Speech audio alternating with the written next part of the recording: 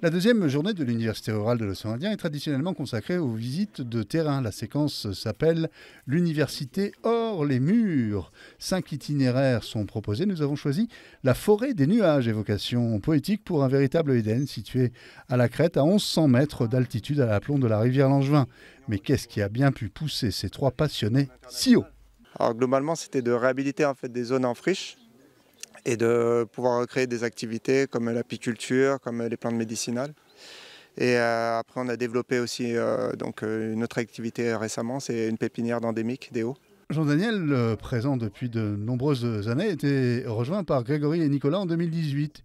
Ici, on prend son temps, on respecte la nature, le cycle des saisons, des projets raisonnés qui enchantent le visiteur. Là, on voit vraiment que au niveau environnemental, c'est bien pris en compte. On ne fait pas n'importe quoi dans la forêt, c'est bien calculé la mise en valeur. Vraiment, c'est bien pris en compte tout ça. Parmi les représentants des îles invités à cette 11e édition de l'Université rurale de l'océan Indien, les Mahorais se sont montrés très intéressés. On a pu voir les mêmes plantes à peu près chez nous, avec les plantes médicinales et aromatiques qui sont exploitées en milieu forestier et qui peuvent être valorisées aussi de la même manière chez nous. Et ces similitudes en pharmacopée peuvent y avoir une coopération ou des échanges en termes techniques avec les 2 îles.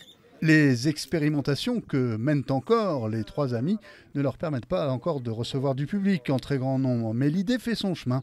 À suivre donc.